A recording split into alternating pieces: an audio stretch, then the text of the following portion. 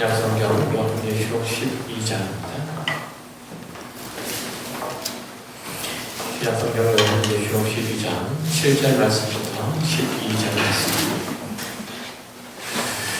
우리 다같이 찾으셨으면 목소리로 하늘의 전쟁이 있으니 미가엘과 그의 사자들이 영과 더불어 싸우세. 영과 그의 사자들도 싸우나 이기지 못하여 다시 하늘에서 그들이 있을 곳을 얻지 못한지라. 큰 용이 내 쫓기니 옛된 곧 마귀라고도 하고 사탄이라고도 하고 온 천하를 빼는 자라. 그가 땅으로 내쫓기니 그의 사자들도 그와 함께 내쫓기니라. 내가 또 들으니 하늘에 큰 음성이 있어있는데 이제 우리 하나님의 구원과 능력과 나라와 또 그의 그리스도의 권세가 나타났으니 우리 형제들을 창조하던 자, 곧 우리 하나님 앞에서 만나 창조하던 자가 쫓겨나고 또 우리 형제들이 어린 양의 피와 자기들이 드러나는 말씀으로써 그를 이겼으니 그들은 죽기까지 자기들의 생명을 아끼지 아니하였도다. 그러므로 하늘과 그 가운데 가는 자들은 즐거워하라. 그러나 땅과 바다는 가 있을진저 이는 마귀가 자기의 때가 아마 남지 않은 줄 알고 크게 분내어 너희에게 내려갔습니다. 자, 오늘 본문을 살펴보기 전에 우리가 요한계시록을 했지 한 주 건너뛰었기 때문에 2주가 되어서 본문의 내용들을 잘 생각나지 않을 수 있어요. 요한계시록 12장 1절부터 6절까지를 그래서 간단하게 설명하면 다음과 같죠. 하늘의 환경이 펼쳐지고 해를 옷 입은 여자가 보이는데 이 여자가 해산에서 아이를 낳게 되죠. 다른 쪽에는 머리가 7이고 뿔이 10이 달린 용이 나타나서 붉은 용이 나타나서 그 꼬리로 하늘의 별 3분의 1을 내다가 땅에 던진 후에 이 여자가 해산을 하기만 기다렸다가 그 낳은 아이를 삼키려고 하죠. 그러나 이 붉은 용의 배액은 실패로 돌아갔는데 이 아이가 하나님 보좌 보편으로 올려갔기 때문입니다. 그가 그의 승리를 확인했기 때문이죠. 용은 자신의 실패에 대해서 본을 이기지 못하고 여자를 죽이고자 하죠. 여자가 광야로 도망가요. 그래서 거기서 1250일 동안 하나님의 양육 아래, 하나님의 인도와 보호 아래 있게 되죠. 우리는 지난 말씀에서도 이 환상에 등장하는 여자는 신구약을 막론하고 하나님의 나라의 백성, 거룩한 그리스도의 교회를 의미하고 이 여자가 낳은 아이는 메시아이신 예수 그리스도시며 이 붉은 용은 옛 뱀이라고도 오늘 읽었던 것처럼 사탄이라고도 불리는 마귀인 것을 확인했었어요. 여자인 교회는 이 붉은 용인 사탄에게 대항하기에는 하염없이 약할 뿐더러 맞서서 싸울 만한 무기도 하나도 가지지 못한 채 그 운명이 마치 바람 앞에 든 뿔이죠. 그러나 그 여자는 계획대로 아이를 낳았을 뿐만 아니라 광야로 도망해서 정해진 기간 동안에 하나님의 보호하심과 인도하심을 받는 장면을 보면 하나님의 백성인 교회는 결코 한 사람도 악한 세력의 그 공격에 무너지거나 혹은 이탈하거나 구원의 낙오가 감이 없다는 것을 확인할 수 있는 거죠. 그러나 아무리 성경이 우리의 승리를 확인해주고 또 우리에게 주어진 면류관들을 약속을 한다 하더라도 우리의 삶의 현실 앞에 서면 그다지 마음의 큰 위로나 신앙으로 이겨보려는 우리의 삶 가운데 어려운 문제들 말이죠. 신앙으로 이겨보려는 그러한 용기가 선뜻 서지 않습니다. 성도가 이 땅에서 살아가는 현실에서는 당연히 여러분들도 알다시피 경험하다시피 힘들고 고단한 일들의 연속이고 또 그것을 피해나가나 극복할 방법들 요원하죠. 왜 성경은 그리스도가 이겼다고 하는데 하나님께서 그 모든 마귀의 세력들을 제압하신다고 하는데 그가 우리 성도를 한 사람도 빠짐없이 구원하셨고 그리고 그의 승리로 초대하셨다고 하는데 우리는 마치 이 세상에서 진 것처럼 보여진다. 우리는 이 세상에서 하염없이 약해 빠졌는가. 그것을 보면 바로 앞에 있는 6절에서도 그 이유를 찾을 수가 있죠. 요한계시록 12장 6절에 뭐라고 하죠? 그 여자가 광야로 도망하며 거기서 1260일 동안 그를 양육하기 위하여 하나님께서 예비하신 곳이 있더라. 하나님께서 그 여자인 교회를 이끄시는 곳이 광야이죠. 물론 거기서 정해진 동안에 양육받기로 혹은 훈련받기로 되어 있는 그런 곳이 바로 광야예요. 마치 출애굽한 이스라엘 백성들이 물이 없고 간주한 불모지, 불백과 잔갈만 득실거리는 사막에서 40년 동안 하나님의 훈련을 받았듯이 교회가 서 있는 이 땅도 사탄에게 1260일 동안 내어준 곳으로 성도와 교회에게 있어서는 마치 광야와 같은 곳이죠. 사탄은 그 시간 동안에 정해진 범위에서만 성도들을 미혹하고 또 시험하는 자로 성도와 교회들을 괴롭히게 하고 힘들게 하죠. 또한 세상에 속한 이들이 하나님께 대한 적대적인 그런 태도를 보이게 되고 그를 믿는 자들은 괜히 없이는 여기고 핍박하기 때문에 성도들의 이 땅에서의 삶이 고난의 연속으로 보일 수밖에 없죠. 힘들 수밖에 없어요. 더구나 그리스도인으로서 주 예수 그리스도 안에 경건하게 살고자 하는 자는 박해를 받을 수밖에 없다고 사도 바울이 그렇게 우리들에게 말씀하죠. 디모데후서 3장 12절에서 그렇게 얘기하는 것들을 볼 수 있어요. 그러나 그 와중에서도 하나님의 성도들의 운명은 늘 하나님의 보호 아래에 있다는 것, 하나님의 양육하심 아래에 있다는 것을 저와 여러분은 꼭 기억을 하셔야만 해요. 그것이 오늘 보면 7절 9절에서 나타나 있는데 이게 이제 장면이 바뀌어서 하늘의 전쟁으로 시완에서 묘사를 하고 있죠. 하늘에서 천사 미가엘과 그리고 그의 사자들 그리고 사탄과 그의 추종자들이 전쟁을 벌이게 되죠. 이 전쟁은 천사 미가엘과 그의 사자들이 영과 더불어 싸우는 것으로 묘사는 되어 있지만 사실은 성도들이 어린 양의 피에 의지해서 싸워 승리한 내용이기도 해요. 그래서 11절에 보면 또 우리 형제들이 어린 양의 피와 자기들의 증언하는 말씀으로써 그들을 이겼으니 그들은 죽기까지 자기들의 생명을 아끼지 아니하였도다 이렇게 얘기하잖아요. 그러니까 그 승리는 누구의 승리? 어린 양의 피로 말미암는 그의 말씀으로 말미암는 성도들의 승리. 그러니까 우리 성도들은 세상의 악한 세력과 싸워서 승리할 수 있는데 그것은 무엇으로 가능하다? 무엇으로? 어린 양의 피와 그의 말씀으로 가능하다라는 거죠. 자, 이 결정적인 승리는 당연히 어린 양이신 예수 그리스도께서 이루셨고 그의 이름 안에 모인 모든 성도가 승리할 것이고 또 이 승리를 누리게 될 거다라고 성경은 모든 우리들에게 약속하죠. 한편 그 전쟁에서 진 사탄과 그의 하수인들은 어디로 가죠? 땅으로 쫓겨 내려가서 거기에 속한 사람들을 괴롭게 하죠. 그러니까 사탄이 괴롭게 하는 자들은, 힘들게 하는 자들은 땅에 속한 자들이에요. 그게 이제 보면 12절이 그리는 그런 그림이에요. 읽어볼게요. 그러므로 하늘과 그 가운데에 거하는 자들은 즐거워하라. 그러나 땅과 바다는 화 있을진저 이는 마귀와 자기의 때가 얼마 남지 않은 줄 알므로 크게 분내어 너희에게 내려갔음이라 하더라. 있잖아요. 그러니까 여기서 이제 사탄이 땅으로 내려왔다라고 하는 그 표현은 그가 쫓겨난 장소가 이 땅이라는 의미가 아니고 사탄이 그리스도의 십자가로 결정적으로 패해서 그 십자가 아래에 있는 자들을 공격해서 망하게 할 수 없게 되었다는 말을 하고 있는 거예요. 그러니까 그가 이제 할 수 있는 것들은 뭐냐면 십자가 밖에 있는 자들, 십자가 밖에서 세상에 있는 모든 것들을 그게 이제 전부 다인 것처럼 그렇게 여기는 사람들을 이제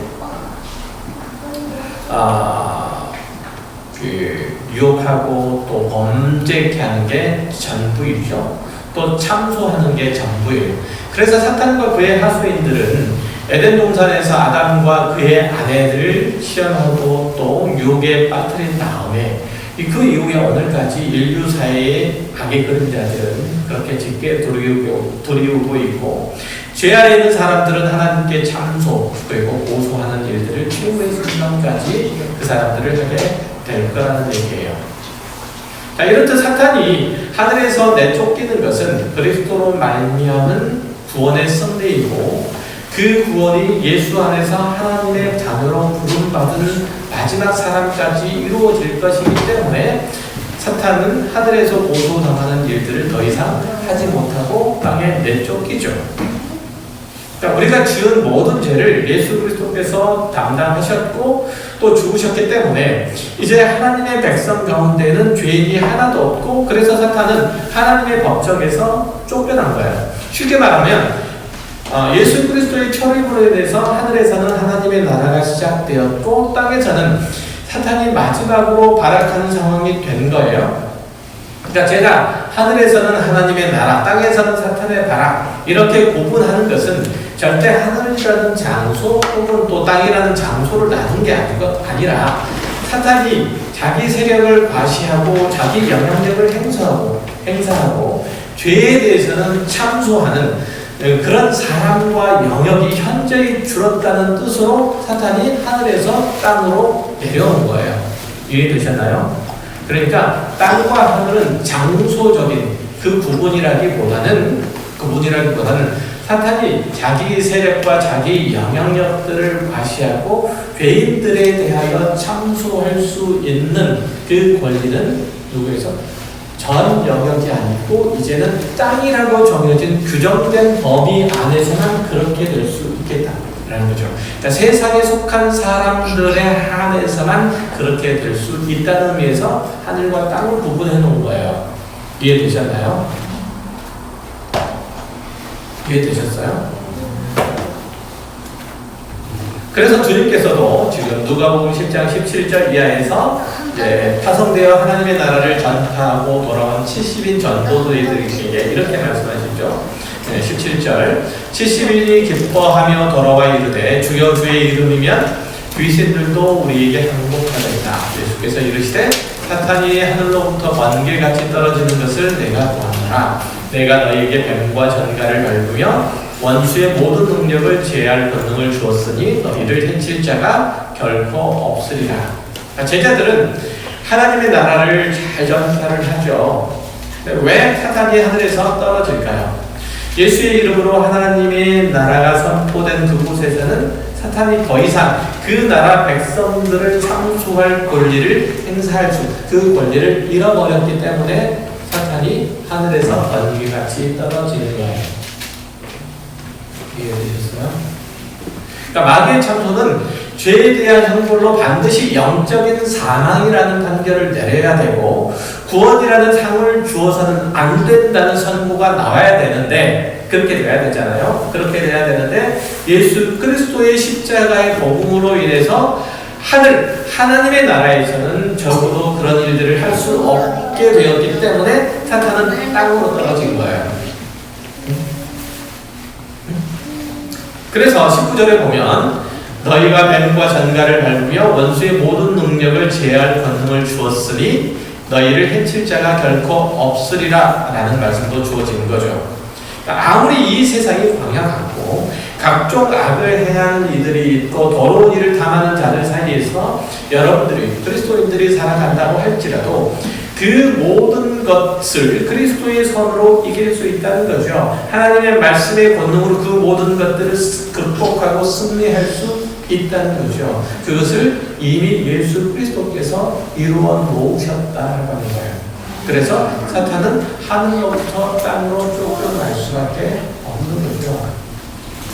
설령 우리가 깨닫지도 못한 사이에 죄를 범했다 할지라도, 우리가 연약하고 미련해서 넘어졌다고 할지라도 예수의 피로 우리를 해방하셨고 그리스도의 죽음으로 우리를 사망에 던져넣는 마귀의 권세를 무력케 하신 분이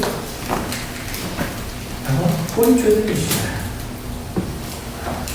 그 일들은 하나님께서는 창세 이전에 이미 계획해 놓으셨고 또 때가 되면 우리가 예수 그리스도라고 부르는 이를 통해서 이루셨죠.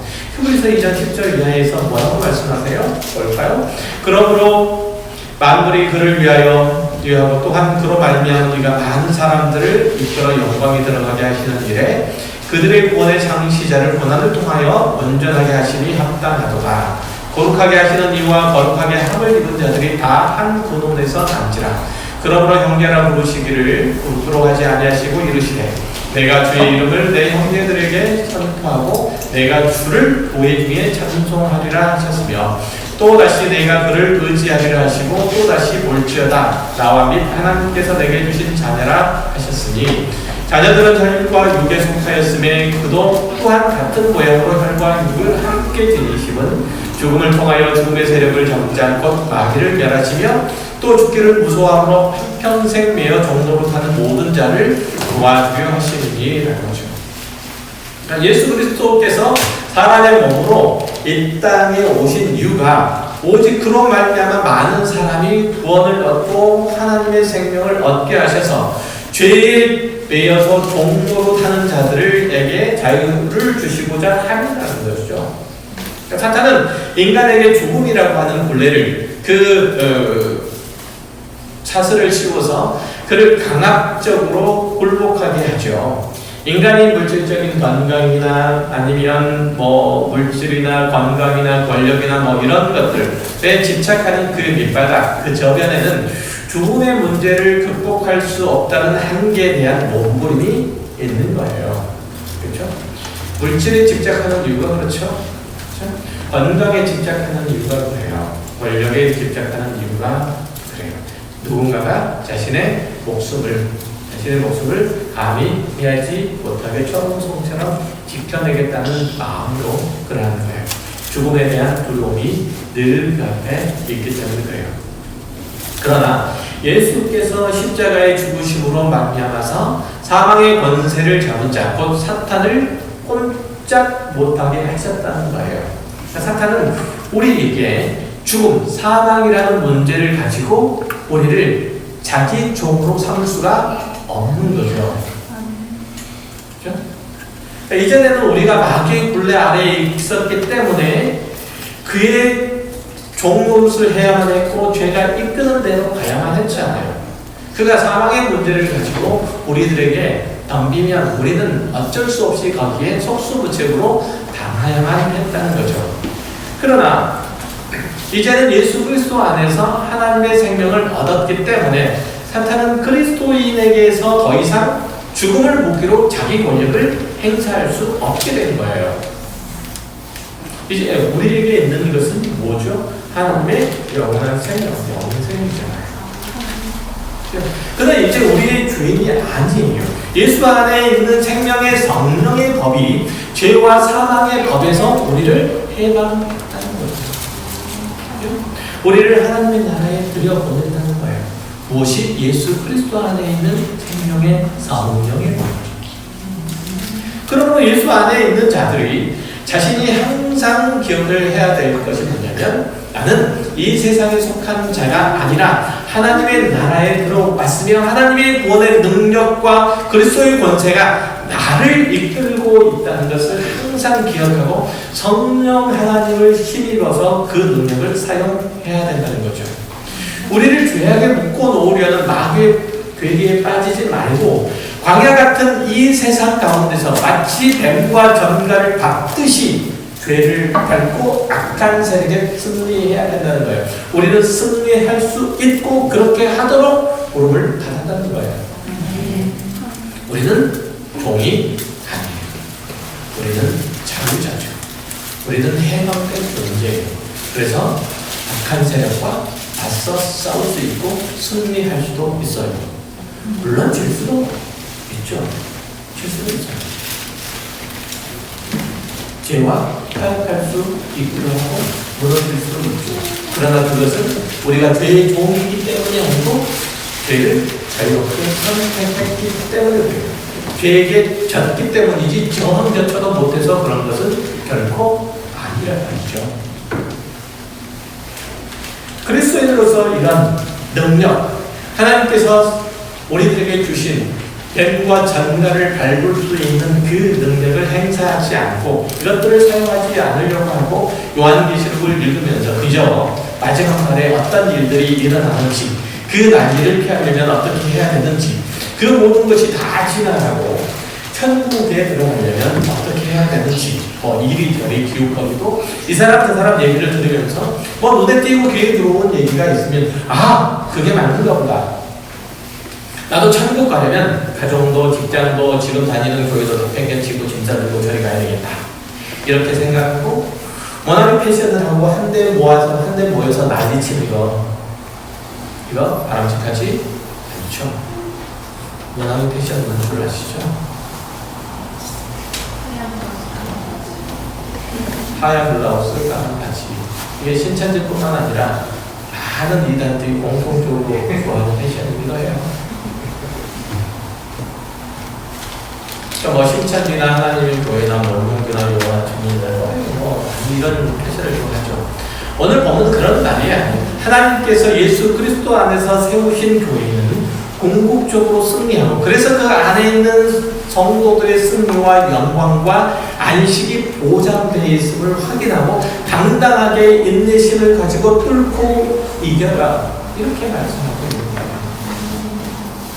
요한복음 12장 28절 이하의 말씀을 보면 구원받아서 하나님의 자녀가 된 자들 그리스도 안에서 새 생명을 얻은 자들의 삶이 어때야 하는지 잘 설명해 주고 있죠. 읽어볼게요. 아버지의 이름을 영광스럽게 하옵소서 하시니 이에 하늘에서 소리가 나서 이르되 내가 이미 영광스럽게 하였고 또다시 영광스럽게 하리라 하시니 곁에 서서 들은 우리는 천둥이 울었다고도 하며 또 어떤 이들은 천사가 그에게 말하였다고도 하니 예수께서 대답하여 이르시되 이 소리가 나는 것은 나를 위한 것이 아니요 너희를 위한 것이니라. 이제 이 세상에 대한 심판이 이르렀으니 이 세상의 임금이 쫓겨나리라. 내가 땅에서 들리면 모든 사람을 내게로 이끌겠노라 하시니 이렇게 말씀하시면 자기가 어떠한 죽음으로 죽을 것을 보이시리라. 예수 그리스도의 전 생애는 하나님 아버지를 영화롭게 하고 그 이름의 영광을 돌리는데 초점과 관심이 모두어져 있었죠. 그뿐만 아니라 그의 죽으심조차도 아버지의 보내심의 목적을 따라 적극적으로 순종한 행하신 결과예요. 그 일로 인해서 세상의 임금이 사탄이 심판이 받고 결국은 거기에 얽매인 자들의 자유함을 얻었고 멸망이라고 하는 긴 터널 속에서 살아날 빛을 찾게 된 거잖아요. 이제 우리는 미래에 대한 막연한 염려, 걱정에 대해서 걱정을 할 필요가 없고 거기에 대해서 소극적으로 그렇게 대할 필요도 없는 거예요. 아무리 가지려고 발버둥 쳐봐야 결국 다 소용없이 주어진 운명에 순응해야만 한다라고 하는 그 무력함으로 치를 떨 필요도 없어요. 예수님께서 십자가에 죽으심은 우리 모두를 하나님의 나라로 이끄심이고 그 사랑 안으로 포워내시기 위함이에요. 비록 우리 현실은 매일 사망에 넘겨지는 것 같고 그리고 매일 지는 것 같고 매일 천덕꾸러기 신세가 되는 것 같고 아무도 우리를 알아보는 것 같지 않지만 그렇게 보일 수도 있죠. 다가오는 시련을 그리스도인이라는 이름으로 견뎌내기 힘들고 도전해오는 그 악의 세력의 유혹과 핍박을 하나님의 거룩이라고 하는 이름으로 물리치기 어렵게 느껴질 수도 있죠. 그 모든 것들이 죽는 것 같을 수도 있어요. 우리의 상황을 성경도 모른 체 하지 않아요. 그런 상황들을. 그래서 로마서 8장 36절에 이렇게 말씀하시죠. 기록된 바 우리가 종일 주를 위하여 죽임을 당하게 되며 도살당할 양같이 넘김을 받았나이다 함과 같으니라. 그러나 이 모든 일에 우리를 사랑하시는 이로 말미암아 우리가 넉넉히 이기느니라. 내가 확신하노니 사망이나 생명이나 천사들이나 권세자들이나 현재일이나 장래일이나 능력이나 높음이나 기쁨이나 다른 어떤 피조물이라도 우리를 우리 주 그리스도 예수 안에 있는 하나님의 사랑에서 끊을 수 없으리라. 우리 그리스도인도 때때로는 삶의 어려운 일들을 겪죠. 물질적인 어려움들에 봉착할 수도 있어요. 인간관계가 선하고 그리고 원만하게 잘 유지되지 않을 수 있죠. 건강의 적신호가 올 수도 있고 원치 않는 싸움에 휘말릴 수도 있어요. 원하지 않는 집을 져야 할 수도 있고 또 억울하게 누명을 써야 될 때도 있죠. 그러나 그 어떤 상황도 현재의 환경도 여러분을 그리스도 안에 있는 하나님의 사랑에서 끊을 수 없다고 얘기해요. 그래서 여러분 끝까지 인내하고 그리고 하나님을 사랑하라 이렇게 하는 게 아니죠. 그래서 그렇게 하는 게 아니에요. 예수를 믿는 믿음을 굳건히 지켜내라고 하는 거예요. 인내하고 그리고 하나님을 끝까지 사랑해서 너희가 가지고 있는 모든 열정들을 다 쏟아부어서 현재를 극복한 이런 얘기 아니고 네가 살아가는 모든 삶 가운데서 예수를 믿는 믿음을 굳게 지켜내라. 예수 그리스도 안에 있는 하나님의 구원에서 그 사랑에서 승리해서 우리를 끊어낼 수 있는 사탄의 법적인 고소, 참소 이것은 더 이상 없다. 그래서 너희의 믿음을 지켜내라.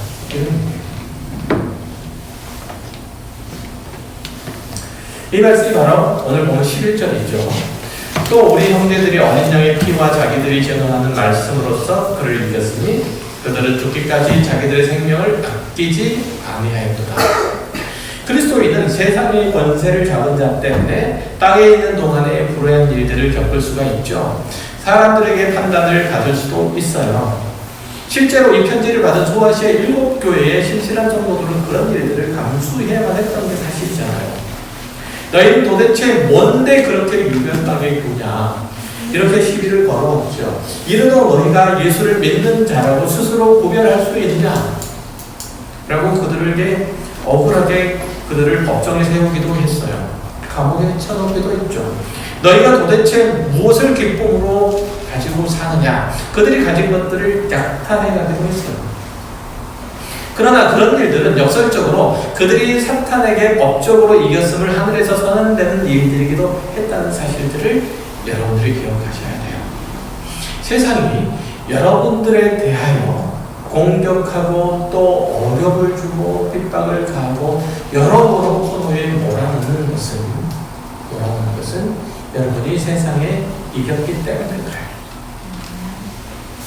그런 일들을 당하는 자체는 그가 세상에 속한 자가 아님을 드러내는 역설적인 증거라는 얘기예요.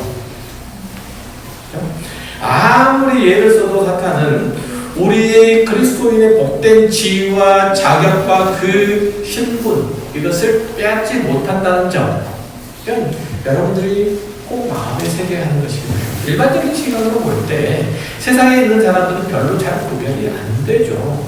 그가 그리스도인인지 아니면 불교인인지 그가 하늘에 거하는 사람인지 아니면 땅과 바다에 거하는 사람인지 드러나는 증거가 별로 없어요. 일주일에 한 번 성경책 끼고 어딘가 가니까 그저 저 사람이 교회를 다니나 보다 기독교인인가 보다 이렇게 생각을 하기도 하죠. 요즘은 그나마 성경책도 안 가지고 다닙니다.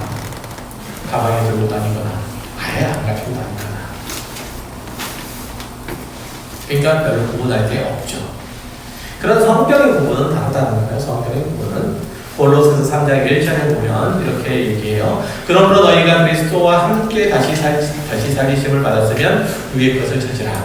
거기는 그리스도께서 하나님 우편에 앉아 계시느니라. 위의 것을 생각하고 땅의 것을 생각하지 마라.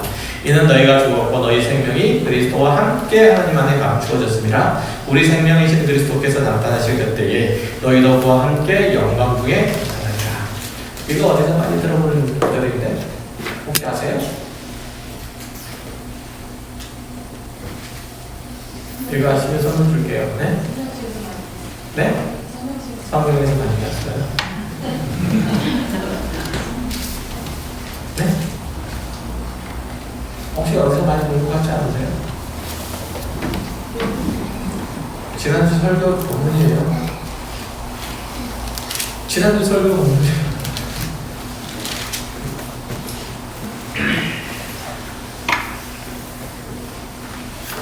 여러분은 위의 것을 구하는 자들이라는 거예요. 하나님의 생명 안에서 그의 거룩하심을 닮아가고 있는 중이라는 거죠. 이것 외에 여러분들이 내가 그리스도입니다 라고 하는 사실들을 드러낼 만한, 그것들을 표현할, 드러낼 만한 어떤 방법이 없다는 거예요. 아무리 여러분이 출세를 하더라도, 부자가 되더라도, 세상을 떠들썩하게 하는 업적을 남기더라도, 그래서 여러분이 이 모든 것들이 다 하나님의 은혜입니다. 이 모든 영광을 하나님께 다 돌립니다. 이렇게 목청껏 외치더라도 세상은 잘 몰라요. 그냥 그들이 믿는 정도심에서 그냥 그렇게 발언하는 것이다 라고 여길 뿐이에요. 왜냐하면 세상이 볼 때는 그런 일들은 그리스도인이 아니더라도 자기네들 사이에서도 충분히 일어날 수 있는, 충분히 이룰 수 있는, 겪을 수 있는 일이기 때문에 그래요. 가만 생각을 해보세요. 일주일 내내 가게 문을 열어놓고, 제가 이런 비유 많이 들었는데, 일하는 사람, 이 사람과 매주 일요일에 교회 간다고 가게 문 닫고 교회에서 살고 거기다가 매달 결단해서 11조를 떼서 하나님께 드리는 사람 중에서 누가 돈을 더 많이 모을까요? 당연히 전자죠. 물론 특별한 경우에 사람이 두 손 두 발 땀나도록 일주일 내내 일하는 것보다 하나님께서 주일에 쉬고 또 예비하는 이들에게 하나님께서 늘 그들을 지키시고 보호하신다는 그런 의미에서, 그런 표징으로서 그런 사람들 몇을 선택하셔서 일주일에 7일 일하는 사람보다 더 많은 수익을 내게 하실 수도 있어요. 그런 경우도 있죠. 그러나 일부분이에요. 대부분의 경우는 그렇지 않죠. 왜냐하면 일주일 중에서 하루를 하나님께 드리는 것은 굉장한 믿음을 요구하는 것이고 결단이 필요한 것이기 때문에 이것을 훈련함으로써 더 큰 충성과 더 큰 순종과 더 큰 사랑을 하나님께 드릴 수 있게 하시기 위함이에요. 그러니까 내가 돈을 하루 더 버는 것보다 하나님을 찬미하고 예배하는 것이 더 값지고 영광스러운 일이다라고 하는 믿음의 고백을 하나님께서 더 사랑하시는 거죠. 더 기뻐하시는 거예요. 또 그것이 그에게 더 값진 일인 거예요. 더 값진 일. 일주일 동안 열심히 내내 하루도 쉼 없이 일해서 돈을 많이 버는 것보다 조금 먹고 조금 못 입더라도 내가 하루를 구별해서 하나님께 얘기하는 이 시간이 하나님의 자녀로서 나에게 훨씬 더 복되고 아름답고 만족스러운 순간이다. 이 고백을, 이 경험들을 할 수 있게 하시기 위해서 우리들에게 주시는 거예요. 그 발문 읽었던 것처럼 위의 것을 찾는 거죠. 그리스도의 생명이 풍성하게 우리의 삶에 드러나도록 하나님의 거룩이 우리 인격에 뿌리 내리는 거예요. 그러니까 우리는 거룩한 하나님의 사랑으로, 하나님의 사랑을 받은 자로 다시 태어난 자이기 때문에 그래요. 공률과 자비와 겸손과 오래 참음이 우리의 성품이고 또 우리의 인격 저변에 깔려 있어야 하는 것이기 때문에 그것만이 우리가 세상과 다르니 우리가 세상에 속한 자가 아님을 드러내는 유일한 방법이기 때문에 하나님께서는 우리를 부르셔서 하늘 은혜를 부어주시고자 원하는 거예요. 땅의 것들이 아니고. 그래서 우리들에게 그것들을 주시기를 기뻐하셔서 일주일에 하루를 시간 내도록 하셔서 하나님의 말씀을 듣게 하시고 하나님의 은혜 보좌 앞으로 오게 하시는 거예요. 그래서 우리는 하나님을 닮게 되죠. 하늘 영광을 소유하게 돼요. 하나님께서 허락하신 하늘의 복된 것들을 마음껏 누리고 기뻐하도록 허락하시는 거예요. 그런 의미에서 우리는 로마서 6장 11절 이하의 말씀을 다시 한번 귀담아 들어야 해요. 자, 이와 같이 너희도 너희 자신을 죄에 대하여는 죽은 자요 그리스도 예수 안에서 하나님께 대하여는 살아있는 자로 여길지어다. 그러므로 너희는 죄가 너희 죽을 몸을 지배하지 못하게 하여 몸의 사욕에 순종하지 말고 또한 너희 지체를 불의의 무기로 죄에게 내리지 말고 오직 너희 자신을 죽은 자 가운데서 다시 살아난 자같이 하나님께 드리며 너희 지체를 의의 무기로 하나님께 드리라. 죄가 너희를 주장하지 못하리니 이는 너희가 법 아래 있지 아니하고 은혜 아래 있음이라.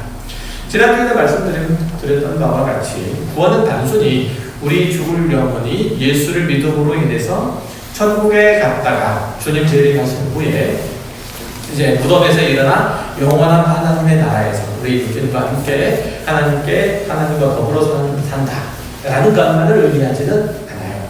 가장 먼저는 우리가 구원을 얻었다, 하나님의 백성이 된다는 건 뭘 의미하죠? 죄와 사망을 무기를 삼아서 종으로 부려먹었던 마귀의 능력이 더 이상 우리들에게는 씨알도 먹히지 않게 되었다라는 의미가 되는 거예요. 자, 우리는 어떻게 됐다? 죄와 사망을 극복할 수 있는 존재가 되었고, 그렇게 우리는 살아가고 있는 존재다라는 거예요. 세상에 악한 것들과 타협하여 살지 않는다 할지라도, 하늘의 신령한 것들로 우리를 채운다 할지라도, 하나님의 거룩하시고 은혜로우신 성품으로 우리의 전 존재를, 전 인격을 그렇게 새롭게 한다 할지라도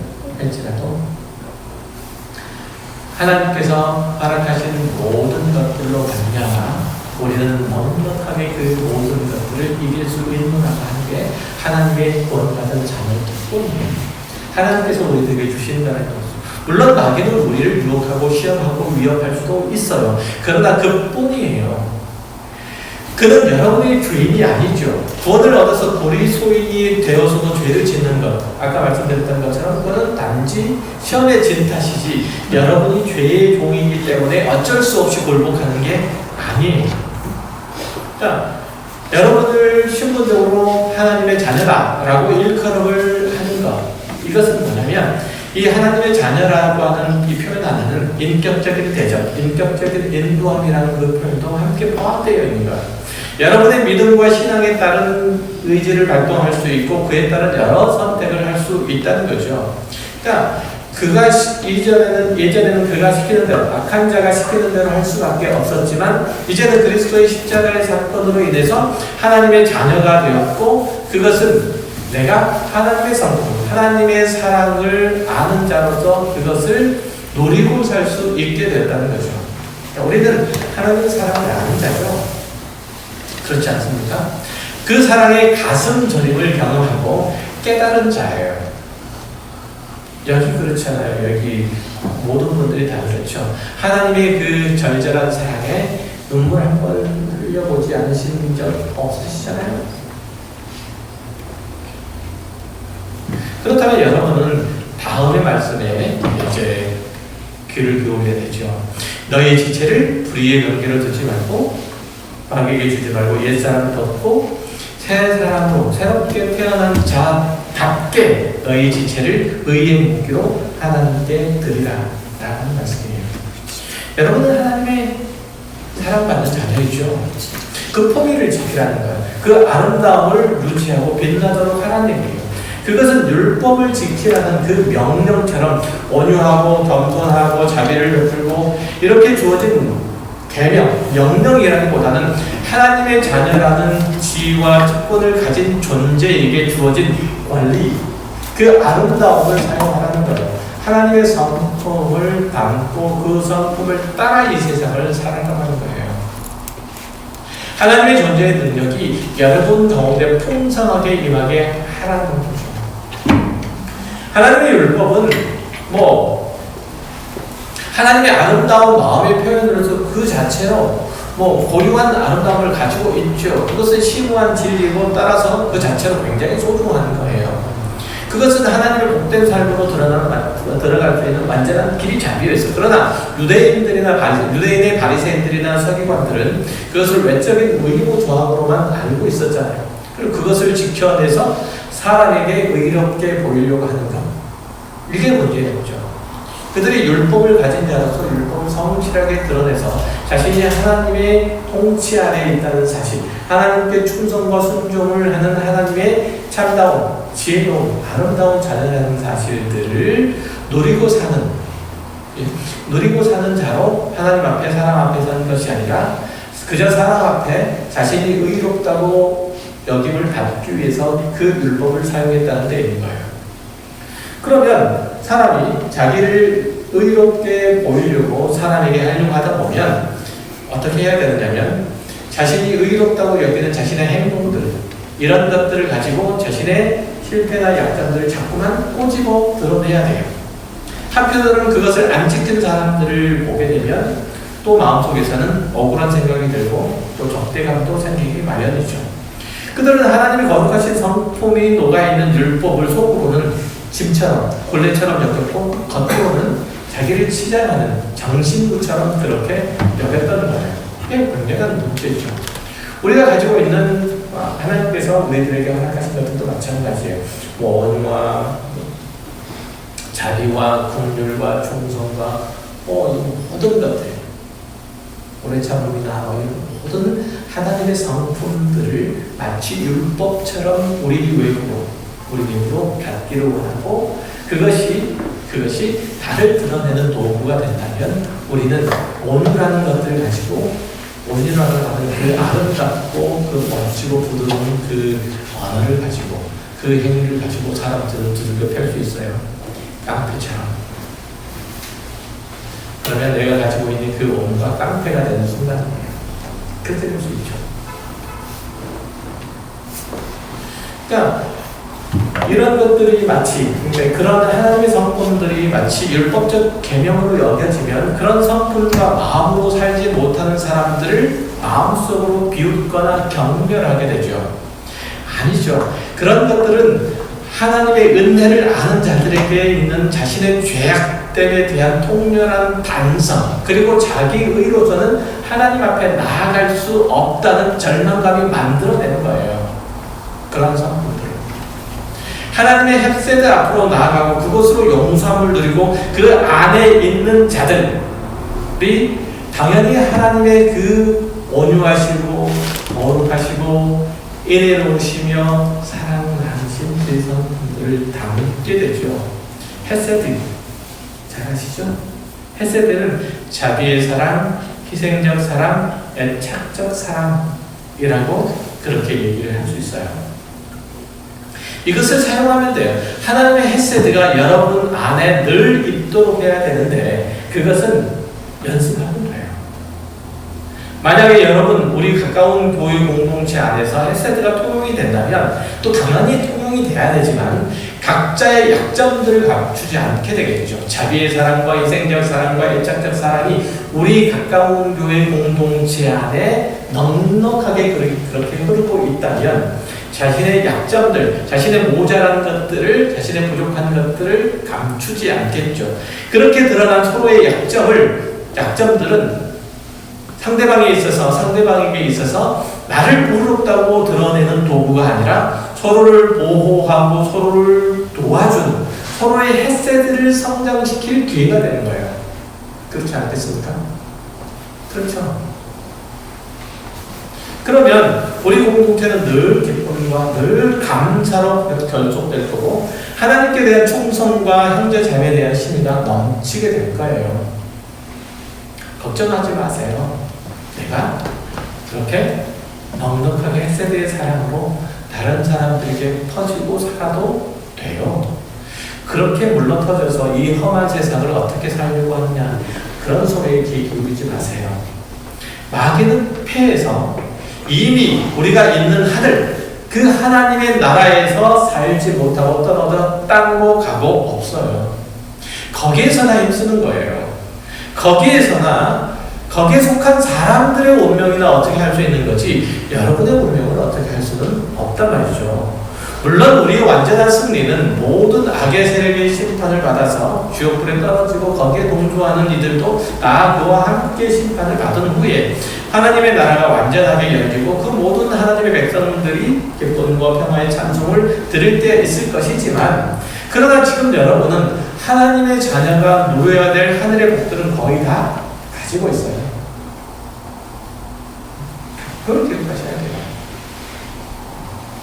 방금 제가 쭉 설명했던 하나님의 온유나 자비나 긍휼이나 오래 참 이런 모든 것들은 하나님 나라에서 통용되는 하나님의 복된 성품으로 여러분 안에서 자연스럽게 발현될 것들이에요. 그걸 우리가 지금 일부분으로만 누리고 있다는 사실이에요. 이게 복이라는 거예요. 내가 가지고 있는 하나님의 헤세드, 이 헤세드를 서로에게 나누는 것. 그래서 서로의 약점들을 돌보고 또한 채워주고 온전하게 해주는 것으로 그 헤세드를 누리는 기쁨. 이게 여러분 안에 있어야 돼요.